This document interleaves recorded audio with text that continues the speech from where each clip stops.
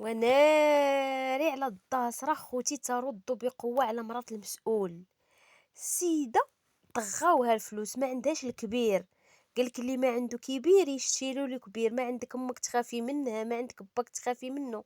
ولكن كيف كنقولوا اللي كليتيها في العقبة غتحطيها في الحدورة. شاركت معكم اخوتي البارح واحد لا فيديو ديال زوجة المسؤول اللي كانت حاضرة في واحد الزفاف، اللي كانت حاضرة فيه حتى العاقة، واللي صورات الزفاف كما ينبغي وحطاته في السوشيال ميديا وربحت عليه اموال طائله. غادي نزيدو نتعمقوا في هذا الموضوع ونشرحوه اون ديتاي بالخشيبات للناس باش يفهموا معانا مزيان. خوتي العزاز، يعني عند شي بنت دير بحال هاد الخطأ الفادح غادي تمشي ترغب وتزاوق وترونجي القضية مع الناس، ويعني تشوف الحل. ولكن والعكس صحيح. السيدة كيف كنقول دائما طغاوها الفلوس، ما بقات تعتبر امها، ما بقات تعتبر باها، ما بقات تعتبر الزوج ديالها. ولكن اليوم كيف قال لها زهير الزوج ديالها اللي باقي على الذمه ديالها، او هي باقا على الذمه ديالو، وخصها تحتارمو. وحتى السفر ما يكونش اخوتي، لان السفر كيكون دائما مع الزوج، وخا يكون راهم كيوجدوا الطلاق ولا على خلاف. المهم اخوتي راكم كتعرفوا ان الزوجه ملي كتكون على ذمه راجل خصها تحتارمو، وخا يكونوا غادي يتفارقوا، المهم كيكون الاحترام حتى يوصلوا للفراق. خوتي العزيز، بلا ما نخرجوا على الاطار، فهاد البنت هادي اللي كتقول في واحد العنوان وكتصابوطي هاد مرات المسؤول، كتقول ليه لا لحقتي ودنك عضيها، وكتقول ما حدكم حاضيني وربي عاطيني. يا ريت وكان كانت الدنيا او يعطيك، يعني هي الفلوس ماشي كل شيء. كيف كنقول دائما التربية الحسنة، وللأسف اللي ما تلقيتيهاش من والديك، فاليوم انت كترتعي فسادا في الأرض ولا حياة لمن تنادي. خوتي دخلوا تعرفوا السيدة جات واقفة ومازال في سبات عميق. ما جيب اخبار. السلام عليكم ورحمة الله تعالى وبركاته. المتابعين ديالي العزاز، الكريكيعات ديالي، المتابعين اللي دائما كيدعموا قناة مواطنة حرة جوج، كنتمنىو تابوناو وتخليو لي تعاليقكم الزوينه وبارطاجكم اشتراكاتكم اللي عاد كيشوف القناة ديالي لاول مره.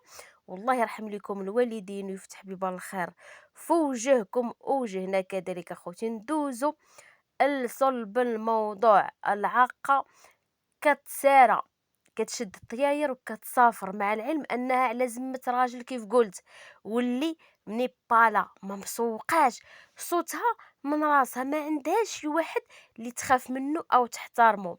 لا اب، لا ام، لا عائله، عايشه سولو بحال اللي خلقت بوحدها، نبتت شجره، ما كتسوق حتى لشي واحد.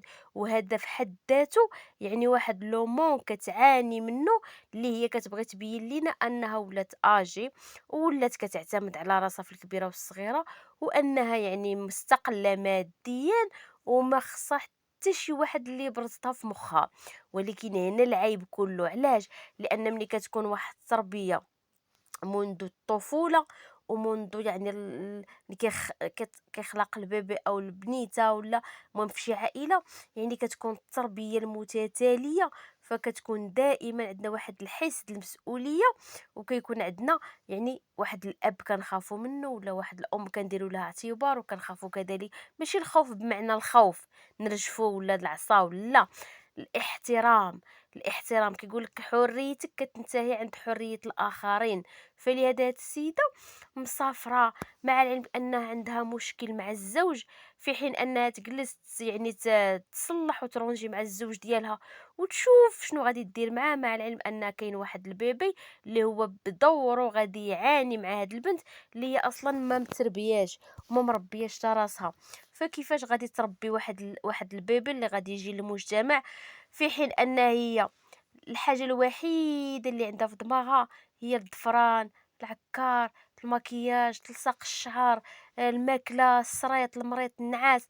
صافي هذا هو الهدف من الحياة. نورمالمون حتى الصلاة ما كنشوف هذه بينها وبين الله مجرد هضرة جابتها الموضوع.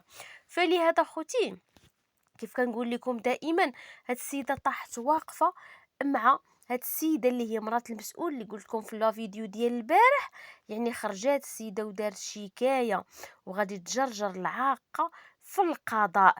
علاش؟ هاد يعني القانون والمسطره القانونيه كتقول في هاد الموضوع هذا انها يعني واخا دون قصد صورتي، واخا دون قصد كيتسمى التجار بالبشر. حنا ملي كنكونوا في الزنقه ولا غنبغيو ناخذوا واحد سيلفي ماشي مشكل، كيبقى بيرسونيل عندنا في تليفوننا، نشروش في اليوتيوب، ولكن كنا مؤثرين صاحبي محتوى، يعني دي يوتيوبرز، يعني ضروري نلوحوا في السوشيال ميديا. فلهذا كنردوا البال ملي نكونوا كنصوروا وجا في طريقنا شي حد باغازاغ او دون قصد كنسولوه واش ممكن نخلي هاد الفيديو راك بنتي فيها سيدي او لا او بنتي او ولدي، قال لنا اوكي ماشي مشكل صافي كنحطوا داك لا فيديو.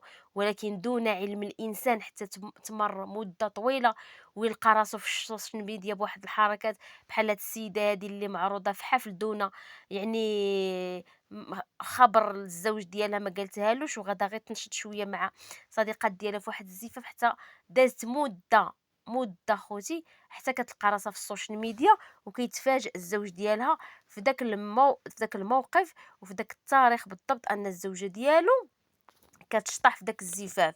فاليوم ملي كتلقى العاقه شكايه كتزيد تفرعن، مع العلم ان الزوج ديالها سايق الخبار، الناس سايقه الخبار كيقولوا انها غادي تردع وتمشي ترغب داك السيده ولا الزوج ديالها، مع العلم ان السيده سبت ليها في الطلاق وهي حامله. وحتى لهنا مازال ما عرفاش الهول ديال الموضوع وضخامة الموضوع. شنو غتخرج بفيديو البارح وكتقول كتعطي ميساج اخوتي اونفويي روسي، كتقول ليها الا لحقتي ودنك عضيها. علاش؟ كتفسر لينا بان هي صورات داك لا فيديو كانت مازال مراهقه في عمرها 17 سنه والقانون ما غاديش يعاقبها. لا خوتي، دائما القانون فيه ثغرات. المهم عندها الحق، القانون ما غاديش يردعها واحد الردع لان صغر السن ديالها وعدم خبرتها وبزاف ديال المسائل اللي كتعطيها الحق انها ما كانتش يعني في واحد الاهليه انها دارت داك الفيديو، ما عرفاش قله الخبره. ولكن عاود القانون اللي نفس القانون ما كيعطيهاش الحق فاش وصلت ل 18 سنه ولات مؤهله وراشده انها تخلي داك لا فيديو في السوشيال ميديا. يعني هنايا خلاته واخا انها بلغات 18 سنه فكيسري عليها القانون اللي هو الاتجار بالبشر اخوتي. المهم بلا ما نطول عليكم، السيده فاش خرجت في لا فيديو ما دار الاعتذار، ما قالت غادي نشوف هاد السيده ونرغبها ونطفيو الغضب ونشوفو نترانجاو بيناتنا، ياك ما نمسحو داك لا فيديو لا الفيديو خوتي مازال في السوشيال ميديا عندها. وللتاكيد اخوتي انها ربحت عليه اموال طائله ومازال كيدور داك الفيديو في اليوتيوب. وزاد طين بله اللي زاد اخوتي الطين بله والكارثه انها كتقول ليها الا لحقتي ودنك عضيها، ما تمسح لا فيديو ولا حتى شي حاجه، ديري اللي بغيتي. خوتي العزازه هنا فين كتبان التربيه ديال الوالدين وانهم ما ربوا حتى شي حاجه. فالسيده منين لقات الفلوس لقات بحال واحد المرتع ما بقى كيهمها لا كبير ولا صغير. هاد السيده هادي يعني كنقولوا سيده، هي دابا ما بقات لا مراهقه لا 18 سنه، راه بكرشها بيبي ومزوجه ومسؤوله على اسره. فهادي بين قوسين سميوها داسره وخصها تربى خوتي. حتى لهنا كينتهي لا فيديو ديالي، كنتمنى تشاهدوا الى الاخر والى فيديو قادم باذن الله تعالى.